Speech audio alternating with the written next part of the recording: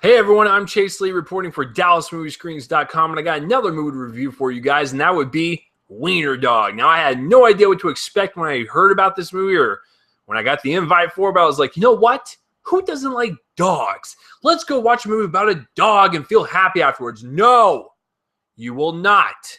This movie is interesting. It's got a lot of great parts to it and stuff, but the ending is going to divide people, and I understand. I am not going to argue against you. I'm okay with the ending, and I can see where the director was coming from, so let me explain without spoiling anything. I'm going to be very vague, so no spoilers here. Let's get real and break this down. So let's start with the writing and directing. Let's start with the writing in particular, because I think the movie itself, the story, is very fascinating. We have this dog who is just being transferred from person to person, and we just kind of see like this through line where the dog is the kind of weight of the movie. He's just kind of being plopped in these situations with these characters at their point or at this point in their life and whatnot. And there's just something very simple about it, but it was very darkly comedic. It was very it had a lot of dry humor in it. It had a lot of questions about life. It was very dramatic. It raises a lot of questions about life and just what life means to certain people and whatnot. So there's a lot going on. I thought overall, the interesting kind of blend worked very well in its favor. However, here's the negative. So, like I said, this Wiener-Dog is being passed on from person to person. That's fine. So the key thing here is that you have to have a nice transition between each person so it makes sense. That works for about 90% of the movie. The middle of the movie does not explain when, how long has passed, but from the third person to the fourth person, it doesn't show us how it made it there. It's just there, and we're just supposed to accept it. And that kind of really angered me, because I was like, I really would have wished how I would have known how I would have like to know, just even if like it was just a quick like 5-second scene, it would have made more sense. But like that transition is lost, and it completely just lost me in the middle of the movie. I don't even understand what the middle of the movie was, and I just whatever. I do not like it whatsoever. But other than that, all the other transitions work just fine, and they make total sense and don't feel jarring at all, like the middle does.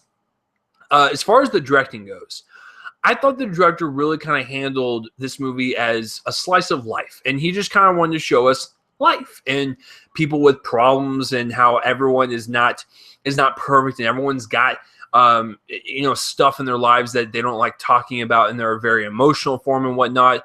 And I get that, and I thought he really accentuated that within the characters and whatnot, because every single character does not have a tie with one. Well, most of them. Most of the characters do not have tie with the other characters in the movie. So what the director does is he focuses on a character for maybe 10-15 minutes and then moves on. However, when you focus in on the 10-15 minutes he's got each person, there's a lot of character development within there to where no one feels underdeveloped and everyone feels on point in terms of the way their character is growing with this Wiener-Dog and whatnot, and are very just kind of emotionally powerful. Like there's a lot of characters in here that I'm just like, okay, like that's hit me pretty hard. I quite like that. So I thought the director really kind of made this slice of life type of movie with this Wiener-Dog as the weight being placed in each situation. And he basically, for the end of the movie, without spoiling anything, you go and you might be angry, you might just feel weird about it. But when I thought about it, I was like, that's life. And I think that's what the director was kind of trying to get throughout the entire movie. This is life. I'm taking a slice of it and throwing it on screen. And I really do appreciate that. Except for the middle, when you don't have any transition. I'm going to start sweating. All right.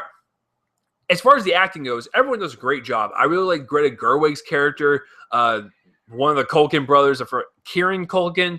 Sorry, bro, I forgot your name.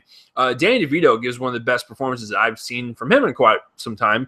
And Julie Delpy's in it and stuff. What I really found fascinating about each performance is that they brought their performance to such a level to where each of their characters stuck out for me and really kind of owned that 10 to 15 minutes of screen time that they had.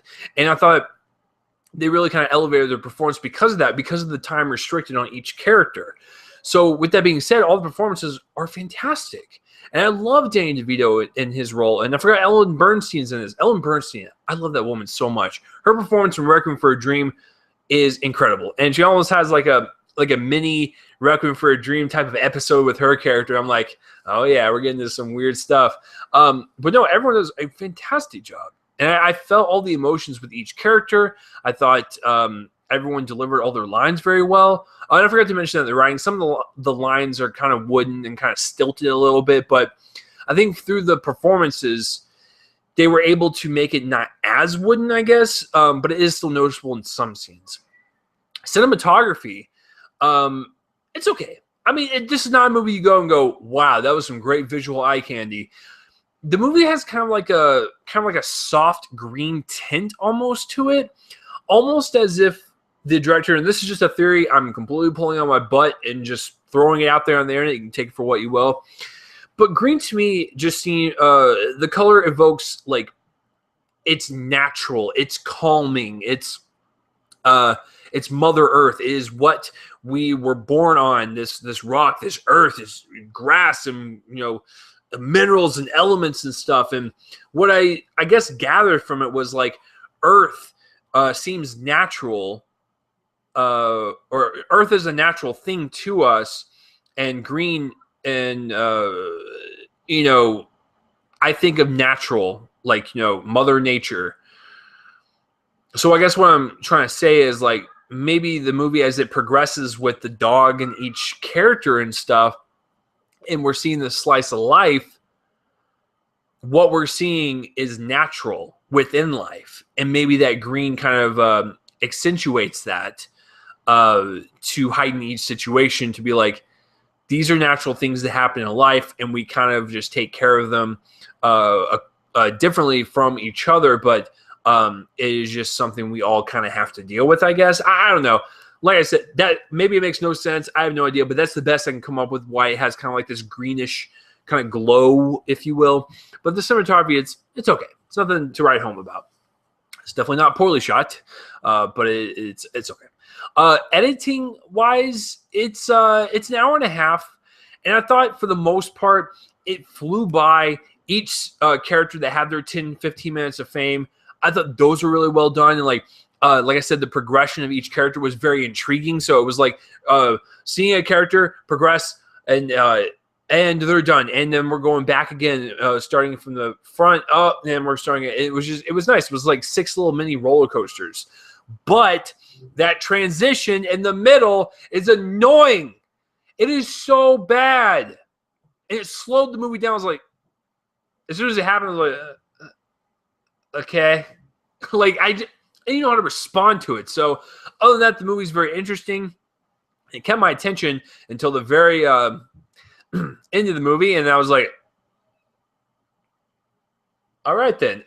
But yeah, the middle of it, just no. The transition from person 3 to 4 irritates me because I have no idea how it even happened, what the time span was. If it was a week, a year, whatever. Didn't even know. So that kind of made me really, really mad, because as I was watching the movie, I had this movie pinned at a B, a grade level B, but that transition made me so angry, I could not give it a B+, because I knew it was going to hit in that B range for me, because there's a lot of things working well with it, but that transition was working against it, and some of the dialogue was a little bit wooden and stuff.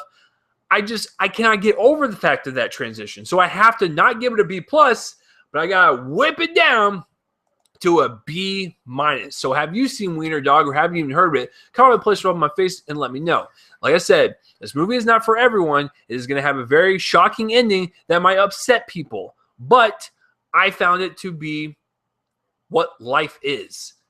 Life happens, and it goes on. And that is another theme that the director plays with. I thought he does it very well. It's very quirky. It's very funny. It's very emotional in some points and whatnot.